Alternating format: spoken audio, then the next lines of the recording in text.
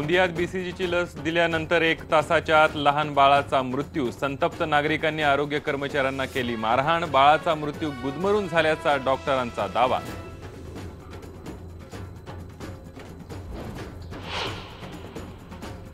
पावसानं दडी मारल्यानं कोकणातल्या भात पिकाच्या लावण्या खोळंबल्या। शेत जमिनीला पडल्या भेगा। केलेली पेरणीही वाया जाण्याची शक्यता।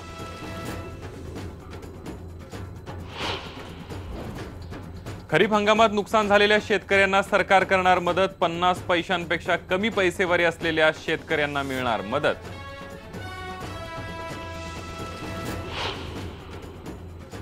स्वाभिमानी शेतकरी संघटनेचा एकमेव लाल दिवाही गेला। यंत्रमाग महामंडळाचे माजी अध्यक्ष चंद्रकांत दायमा हायकोर्टात गेल्याने तुपकरांची नियुक्ती रद्द। भाजपने वादातलं महामंडळ देऊन फसवणूक केल्याची स्वाभिमानीची भावना।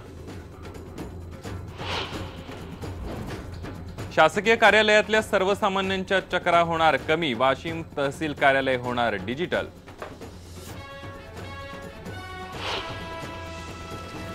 विक्रमगडच्या करहे आश्रमशाळेत आदिवासी मुलांची अवस्था दयनीय। मुलींच्या न्हाणी घराला पत्रेच नाहीत। मुलांना बसायलाही नाहीये जागा।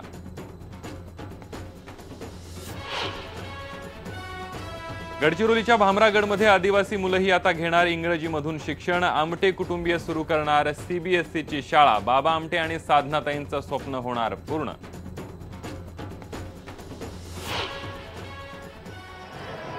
आणि तुकोबारायांची पालखी आज आकुर्डीत। माऊलींच्या पालखीचा आळंदीत मुक्काम। आनंदीत 2 लाख वारकऱ्यांची मांदियाळी।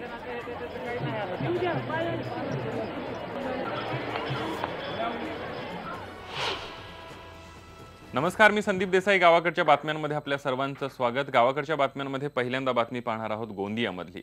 गोंदियामध्ये चेंगेरा या गावातल्या एका अंगणवाडीमध्ये बीसीजीची लस घेतल्यानंतर एका दिवसाच्या बाळाचा मृत्यू झालाय। या बाळाला लस दिल्यावर 1 तासाच्या आत त्याचा मृत्यू झाला। त्यामुळे संतापलेल्या नातेवाईकांनी आरोग्य कर्मचाऱ्यांना मारहाण केली। चंगेरीतल्या जमील बेग मिर्झा यांनी आपल्या बाळाला लसीकरणासाठी अंगणवाडीत नेलं। लस दिल्यावर बाळाची प्रकृती अचानक बिघडली। या बाळाचं शरीर निळं पडलं आणि त्याचा मृत्यू झाला।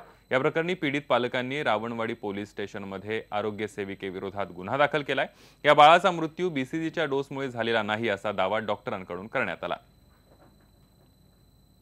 आंगनवाड़ी में जब उनको दवा पिलाया और इंजेक्शन दिए उसको, तो वहाँ से आने के बाद में जब ऐसा गोद में लेकर के उसके मम्मी जब लेकर के गए तो पूरा ऐसा काला पड़ गया था। इंसाफ चाहिए बस, और उनके ऊपर कार्रवाई होना चाहिए। इंजेक्शन लगाकर वापस लेके आए तो बच्चा पूरा काला और नीला पड़ चुका था। मैं गांव के नाम सरपंच के हैसियत से बोलना चाहती हूँ कि जो मेरे बच्चे के साथ हुआ वो किसी दूसरे के साथ नहीं होना चाहिए और इनके ऊपर कड़ी से कड़ी कार्रवाई होना चाहिए। और आज के बाद कोई हम जैसे आज परेशान है, कोई परेशान न हो। दरम्यान बाळाला इंजेक्शनचा डोस जास्त झाला नाही तर बाळाचा गुदमरून मृत्यू झाल्याचं प्राथमिक आरोग्य केंद्राचे डॉक्टर अमित खोडणकर यांनी सांगितलं।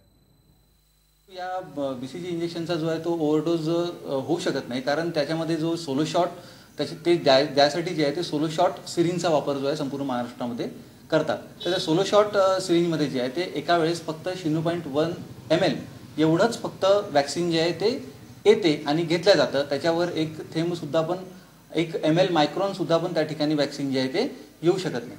आणि असं आलेलं जे वॅक्सिन आहे ते वॅक्सिन एका वेळेसच त्या बालकाला जे आहे ते टोचल्या जाते। याविषयी अधिक माहिती घेऊया। आपला रिपोर्टर हरीश मोटघरे आपल्या सोबत आहे। हरीश, आपण बघतोय की 1 तासाच्या आतमध्येही बीसीजीची लस दिल्यानंतर बाळाचा मृत्यू झालाय। डॉक्टरांनी मात्र हे सगळे आरोप फेटाळून लावलेत। काय अधिक माहिती देशील?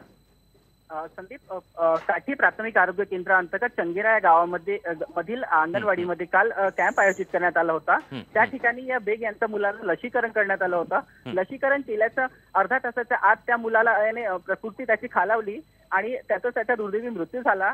पालकांनी त्याला दुसऱ्या गावातील एका डॉक्टरकडे घेऊन गेल्यावर डॉक्टरांनी हे बालक मृत्यू झाल्याचे सांगितलं। नंतर त्या बालकाचं पोस्टमॉर्टम करण्यात आलं आहे। प्राथमिक अहवालानुसार त्याचा गुदमरून मृत्यू झाला असल्याचं डॉक्टरांचं म्हणणं आहे।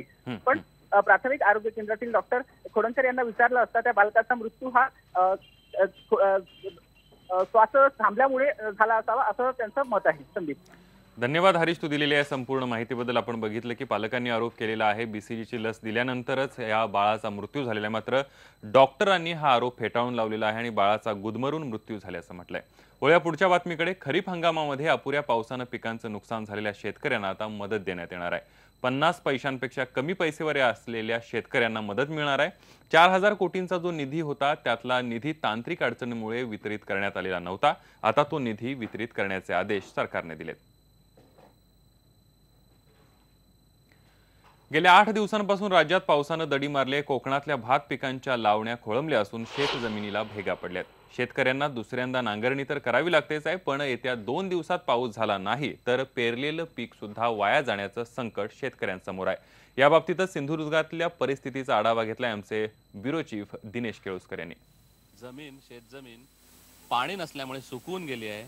आता हे बघा, हे इथे लावणी झालेली जमीन आहे, भेगा पडल्यात जमिनीला. या इथे जर तुम्ही बघितलं तर हे पाणी सगळं नसल्यामुळे या सगळ्या शेतजमिनीला भेगा पडल्यात, रोप सुकून जात आहेत, दुबार नांगरणी करावी लागते आहे.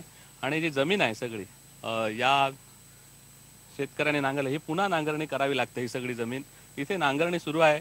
इथे आपण विचारूया की काय अवस्था आहे ही. पाऊस नाही, किती दिवस पाऊस नाही, काय झालंय? आज जवळजवळ 8 ते 10 दिवस इथे पाऊस नाही आहे. दुसरी गोष्ट, आम्ही ही जी जमीन आता आम्ही पुन्हा नांगरणी करतो आहे, ही आम्ही पहिली नांगरणी केलेली होती. आणि दुसरी गोष्ट, जेव्हा पाऊस पडला त्याने जमीन पुरी बसली आणि त्याच्यानंतर पाऊसच नाही, जो चिखल झाला, त्याच्यामुळं ती जमीन जी आहे, आम्ही जी शेणखत टाकतो किंवा अन्य काही आम्ही ते मिश्रखत टाकतो, ते पुरं सुकून गेलं. पाऊस नसल्यामुळे काय, आज रोप सुकून गेल्यामुळे काय झालंय? पाऊस कमी असल्यामुळे एकतर आधी बियाणं कमी रुजलं, जे आम्हाला जे अपेक्षा होती त्याच्यापेक्षाही कमी रुजलं. जी जमीन आहे आमची, दरवर्षी जी आम्ही लागवडीखाली जी जमीन घेतो तीही भरणार नाही आहे यावेळी.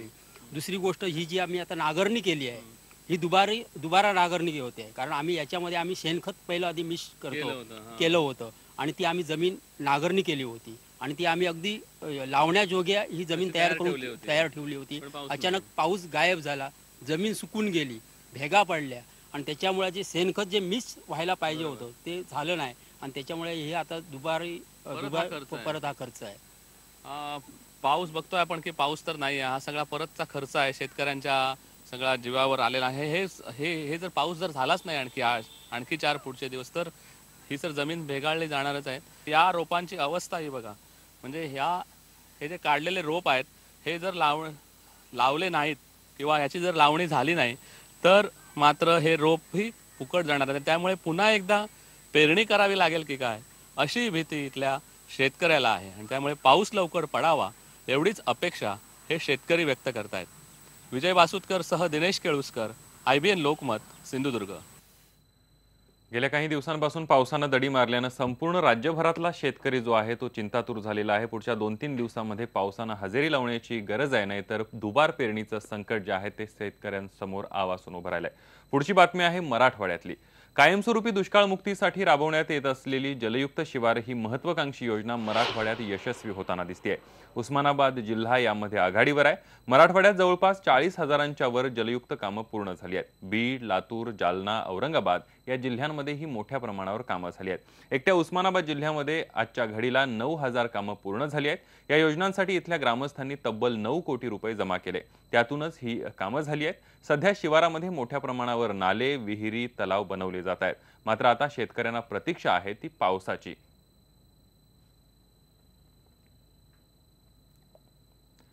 धोंडे जेवणामध्ये सोन्याची अंगठी व गाडीची मागणी पूर्ण न केल्यानं पेटवून दिलेल्या प्राध्यापिका असलेल्या धनश्री दिवेकर या विवाहितेला न्याय मिळवून देण्यासाठी तिच्या माहेरचे म्हणजेच बारामती तालुक्यातील गुणवडी गावातील महिला व ग्रामस्थ सरसावलेत.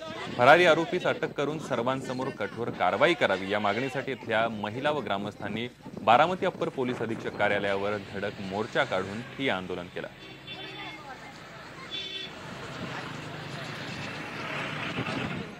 तो काय प्री प्लॅनड केलेला आहे, कारण पहाटे 4:30 वाजता घडलेला प्रकार आहे. तर या अनुषंगानं आम्ही ते जे 3 जण आहेत, सासू, सासरे आणि नवरा, यांच्या विरुद्ध गुन्हा दाखल केलेला आहे. आणि त्यानंतर या संदर्भात जे मृत्यूपूर्व जबाब आहे किंवा जे ज्याला पुरावा आहे, व्हॅल्यू आहे, तो सुद्धा तिने म्हणजे स्वतः तिने सांगितलेला आहे. आणि त्यानुसार आम्ही फिर्याद नोंदवून घेतलेली आहे. गावाकडच्या बातम्यांमध्ये एक छोटासा ब्रेक घेऊया आणि ब्रेक नंतर पाहणार आहोत गडचिरोलीच्या भामरागडमध्ये आदिवासी मुलंही आता घेणार इंग्रजीमधून शिक्षण. आमटे कुटुंबीय सुरू करणार सीबीएसईची शाळा.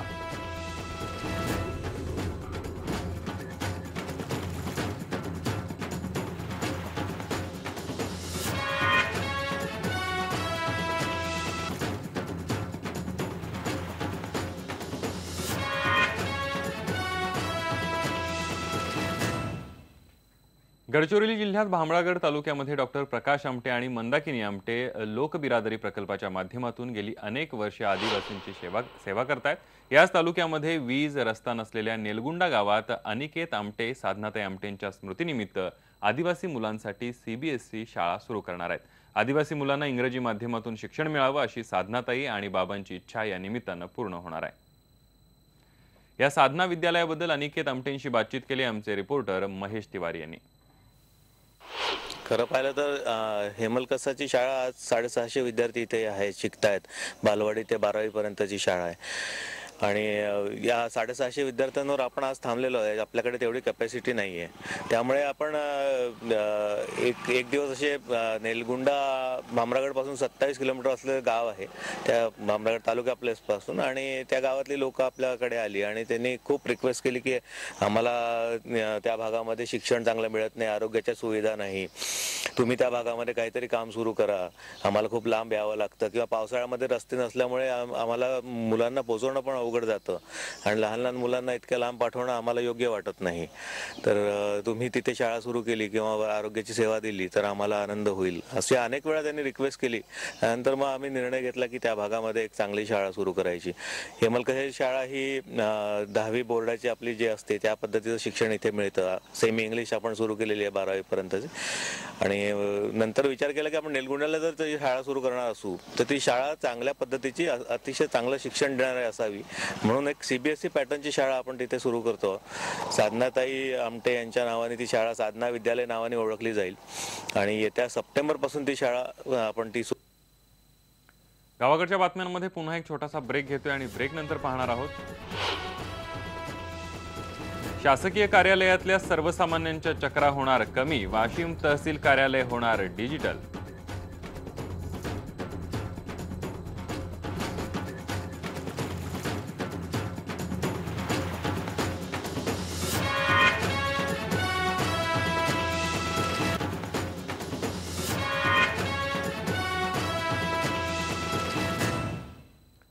ब्रेक नंतर बातमी आहे वाशिमची. शासकीय कार्यालयातून दस्तावेज मिळवणं म्हणजे मोठं त्रासदायक काम.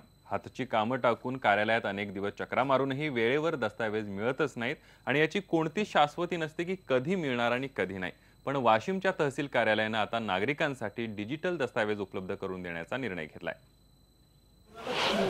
वाशिमच्या तहसील कार्यालयातली ही गर्दी आहे वेगवेगळे दाखले मिळवण्यासाठीची. मात्र हे चित्र आता लवकरच बदलणार आहे, कारण सर्व कागदपत्र संगणकीकृत करण्याचं काम सुरू झालंय.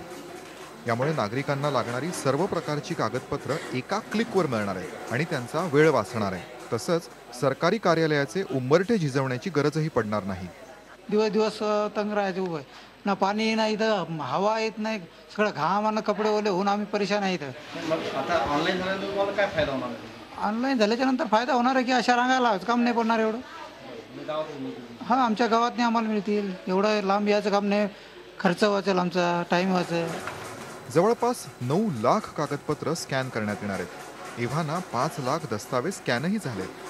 150 वर्ष जुने दस्तावेजही जतन करण्यात येत आहेत. पण ही कागदपत्र जीर्ण झाल्यामुळे स्कॅन करण्यात अडचणी येत आहेत. फेरफार, कोतवाल बुक याच्या नकला तातडीनं देणं शक्य होणार आहे. आज कॉपीज देण्याकरता जो 2-3 दिवसाचा कालावधी लागतो, हा अवघ्या 2-3 मिनिटावर 5 मिनिटामध्ये आम्ही नक्कल देणं शक्य होणार आहे. याचा वाशिम तालुक्यातल्या सर्व जनतेला निश्चितपणे फायदा होईल. दस्तावेज संगणकीकृत झाल्यामुळे आता लालफितीच्या कारभाराला आळा बसणार आहे आणि नागरिकांच्याही फेऱ्या कमी होणार आहेत. मनोज जयस्वाल, IBN लोकमत, वाशिम. आता वळूयात वारीच्या बातम्यांकडे.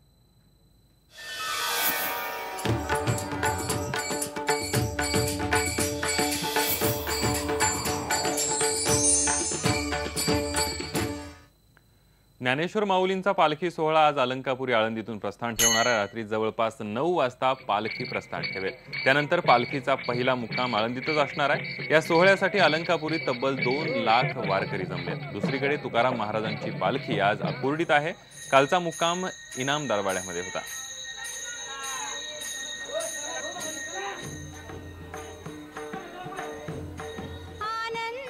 खरं तर भक्ती ही अशी गोष्ट असते की मनात देवाच्या दर्शनाची आस असली की बास। भाषा प्रांत कसल्याच अडचणी त्यामध्ये येत नाहीत। या चेन्नईच्या वारकऱ्यांनी गायलेले अभंग आपण ऐकले तर यावर विश्वास आणखी वाढेल।